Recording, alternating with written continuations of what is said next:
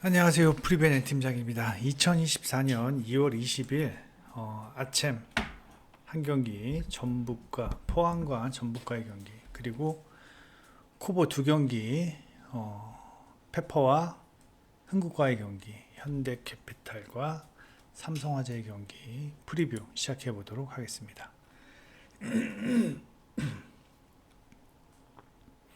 먼저 포항과 전북과의 경기 살펴보겠습니다. 직전 경기, 첫 번째 경기에서 전북이 포항을 상대로 홈에서 2대 0으로 승리했습니다. 오늘은 포항의 스틸리아드에서 경기가 벌어지게 될 것이고, 포항이 최소한 2골 차이로 승리해야 연장전에 갈 수 있는 상황입니다. 그러므로 이제 포항이 조금은 공격적인 축구를 하지 않겠냐라는 생각은 해봅니다. 직전 경기 이제 박태하 감독이 이제 지휘봉을 잡으면서, 처음으로 지휘봉을 잡으면서 아침 경기로 출발을 시작을 했는데, 상대적으로 직전 시즌의 어떤 포항보다는 좀 전력은 좀 떨어지는 모습이 아닌가라는 생각이 좀 듭니다. 일단 주전 라인업의 변화도 상당히 많은 상황이고, 그리고 센터백도 지금 뭐 다 바뀐 그런 포항이고요. 그리고 오늘 경기 오베르단의 복귀 또한 뭐 확실하지 않은 상황. 물론 직전 경기 신입생 호루에와 어정원의 존재감은 분명히 있었습니다. 호루에는 여러 결정적인 찬스를 많이 맞았음에도 불구하고 골 결정력이 조금 부족한 모습을 보여주었고, 어정원 같은 경우는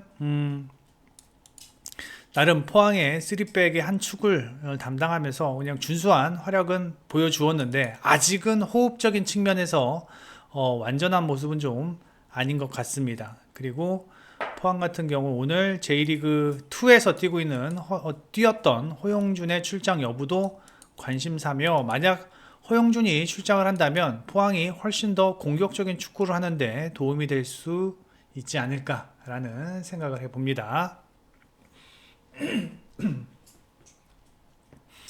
반면 이제 전북은 겨울 이적 시장에서 좋은 선수들을 많이 영입하면서 포항보다는 이제 견고한 어떤 스쿼드 뎁스를 보여주었고, 뭐 좌우 풀백 라인 같은 경우는 김태환과 김진수, 뭐 국대급 풀백 라인이죠. 근데 지금 오늘 경기 김태환이 출장이 불투명한 상황입니다.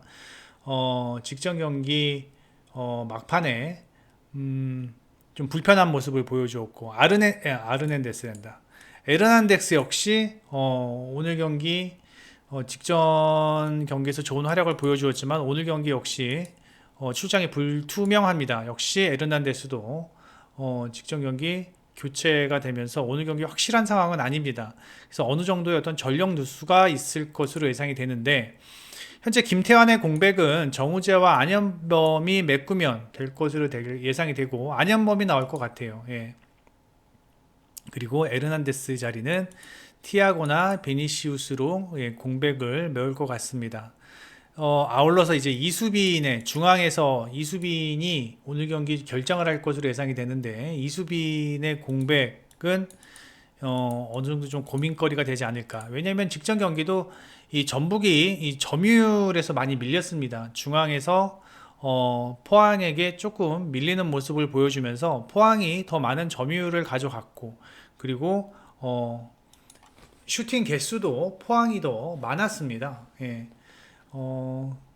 그래서 일단 이수빈의 공백이 전북에게는 오늘 좀 아킬레스건이 될 수도 있는 상황이다.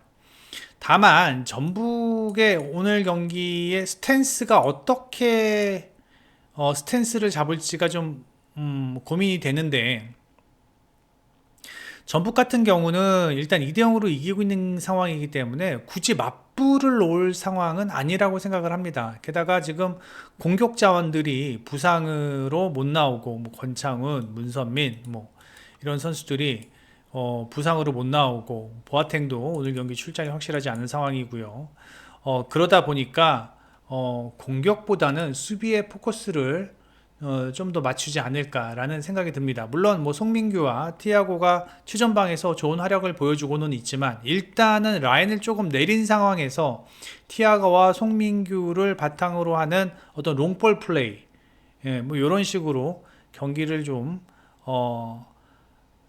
전북이 풀어간다면 이 포항이 안 그래도 직전 경기에서도 많은 점유율을 전북보다도 상대적으로 높은 점유율을 가져갔음에도 불구하고 골을 넣지 못했는데 오늘 경기도 비슷한 상황이 좀 흘러가지 않을까.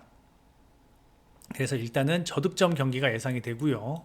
그 다음에 한 1대1 정도의 어떤 무승부 또는 이 전북의 풀앤승을 예상을 합니다.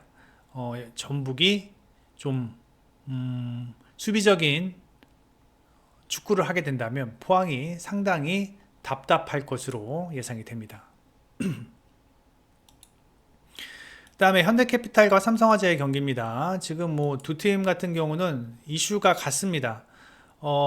현대캐피탈도 그렇고 삼성화재도 그렇고 지금 섹터 문제가 상당히 좀 도드라지고 있는데 현대캐피탈 같은 경우는 김명관 세타가 좀 중앙을 너무 고집을 하다 보니까 중앙과의 어떤 호흡도 잘 맞지 않고 그러다 보니까 전반적인 경기력, 경기의 흐름을 좀 해치는 경우가 있고요. 삼성화재 같은 경우는 노재욱 세타가 지금 뭐 김상우 세타가 아니죠. 김상우 감독이죠. 김상우 감독과의 어떤 커뮤니케이션적인 문제가 좀 많이 도드라지고 있는데 뭐 불화까지는 아니고 노재욱 세타가 좀 김상우 감독 말을 잘 안 듣는다고 합니다. 예. 김상우 감독 말을 잘 안 들어서 그래서 이제 김상우 감독이 직전 경기 한전전에서는 3세트에 노재욱 세타를 빼고 이호건 세타를 집어넣었는데 지금 이호건 세타로 경기를 풀어갈 수 있는 상황은 아닙니다. 그리고 유스바니와 그래도 호흡이 맞는 세타가 이제 노재욱 세타고요. 그래서 이제 오늘 경기 현대캐피탈과 삼성화재 두 팀 모두 이 세터의 문제를 얼마나 잘 해결할 수 있느냐, 얼마나 잘 완만하게 풀 수 있느냐가 주요 포인트라고 생각이 되고, 그다음에 현대캐피탈 같은 경우는 뭐 여전히 허수봉과 정광인, 아흐메드라는 어떤 삼각 편대, 그리고 이제 김명관 세타가 중앙 사용을 상당히 선호하기 때문에 공격 루트가 그나마 현대캐피탈은 다양한 편입니다. 반대로 이제 삼성화재 같은 경우는 요스바니에게 조금 더 많은 공격 점유율을 보이면서 근데 사실 뭐 요스바니 같은 경우는 알고도 못 막는 상황이잖아요. 예.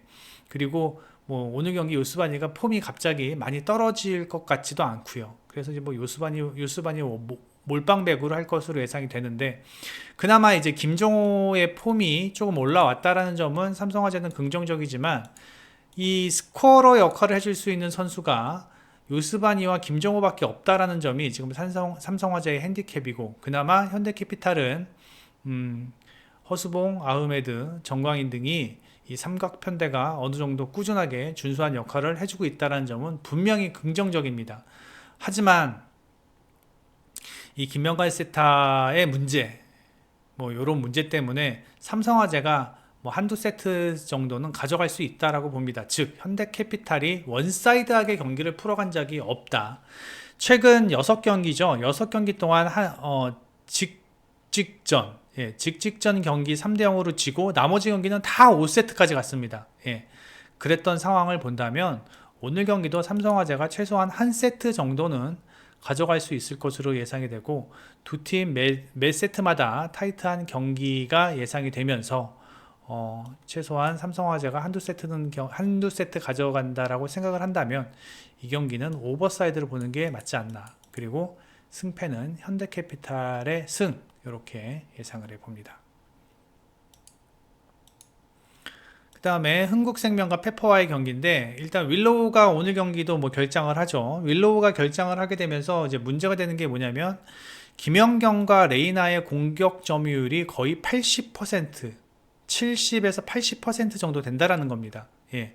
나머지가 뭐 김미연이나 중앙에서 공격을 하고 있는데 이 이원정 세타가 이 중앙 사용을 상당히 못하고 있어요. 조금 더 김수지와 그 다음에 이주화를 활용을 해도 괜찮을 것 같은데 지금 뭐 그러지 못하고 있다라는 점입니다. 그러다 보니까 김연경과 레이나가 3세트서부터는 좀 지친 모습이 역력하고요. 지치다 보니까 범실도 많아지고 블락아웃도 많아지고, 제가 봤을 때 올 시즌 김연경과 레이나가 가장 많이 범실을 범했던 경기가 직전 IBK와의 경기가 아니었나 싶어요.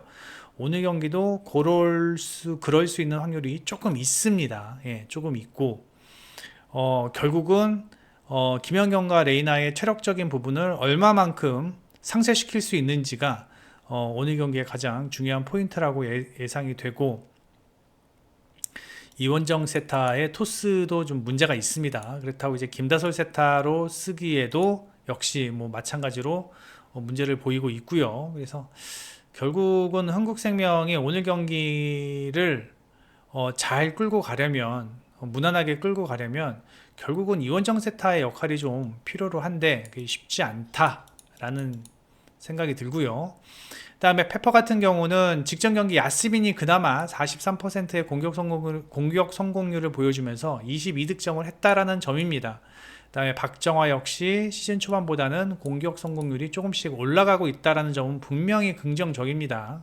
하지만 박경현, 이한비가 전혀 제 목소리 해주지 못하고, 박은서 같은 경우는 시즌 아웃이 되는 상황에서 박경현, 이한비 말고는 대안이 없다라는 점이 페퍼의 아킬레스건이죠. 게다가 오지영과 조트리지 감독의 어떤 불화 역시 지속되고 있는 가운데 최선화가 계속 리베로 역할을 해야 된다라는 점.